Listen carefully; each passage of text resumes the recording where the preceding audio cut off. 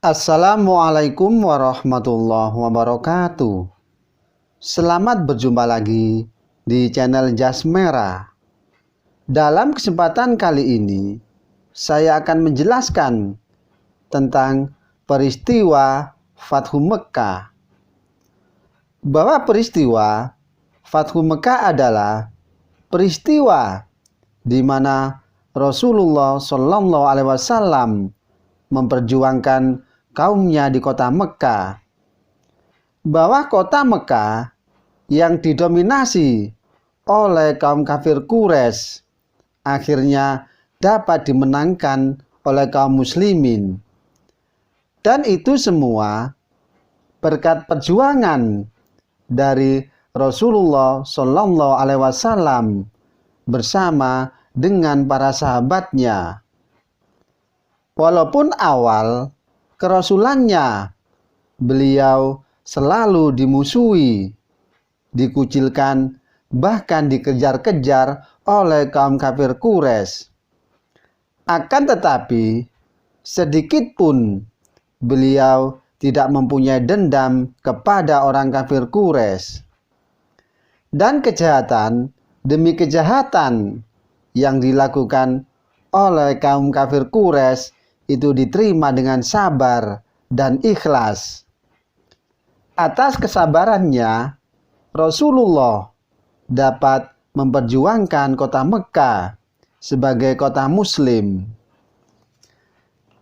Dan ada beberapa salah satu perjanjian Hudaybiyah, di mana pada tahun ke-6 Hijriah atau ke-6 Hijrah, Nabi Muhammad Shallallahu Alaihi Wasallam bermaksud hendak melaksanakan umroh ke Baitullah.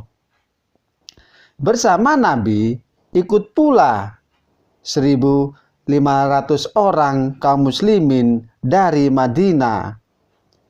Dan setelah sampai di Hudaybiyah, Nabi Muhammad Shallallahu Alaihi Wasallam mengutus Utsman bin Affan untuk menjelaskan maksud kedatangan mereka kepada kaum kafir Quraisy.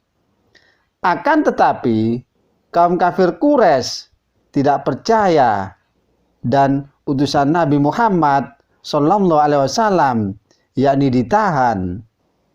Ketika mendengar Utsman bin Affan ditahan dan diancam akan dibunuh, maka kaum muslimin pun bersumpah setia. Mereka bertekad akan menghadapi kaum kafir Quraisy dengan seluruh jiwa dan raga. Maka kaum muslimin dan kaum Quraisy mengadakan perjanjian yang dinamakan dengan perjanjian Hudaybiyah. Adapun isi dari perjanjian tersebut, yang pertama, kaum muslimin tidak jadi menunaikan umroh tahun tersebut. Dan yang kedua, tidak boleh saling menyerang selama 10 tahun. Dan perjanjian yang ketiga, orang Islam yang ingin kembali ke kota Mekkah tidak boleh dihalang-halangi. Dan perjanjian yang keempat, jika ada orang kafir Quraisy datang ke kota Madinah dengan maksud mau masuk Islam, maka kaum muslimin harus menolaknya. Dan para sahabat menilai perjanjian tersebut tidak adil bagi kaum muslimin dan lebih menguntungkan bagi kaum kafir Quraisy. Namun ternyata perjanjian Hudaybiyah mempunyai hikmah yang sangat besar bagi perkembangan atau perjuangan Islam. Di antaranya yang pertama, tercapainya perdamaian sehingga terjadi pergaulan antara sesama muslim. Dan yang kedua, hikmahnya kaum muslimin dapat kembali berziarah ke kota Mekkah. Dan yang ketiga, kaum muslimin dapat kembali memperkenalkan Islam di kota Mekah, sehingga pengikut Islam semakin bertambah dan semakin berkembang lebih banyak.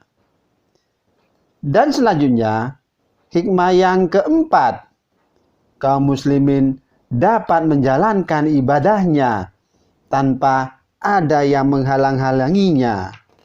Demikianlah kisah tentang peristiwa Fathu Mekah.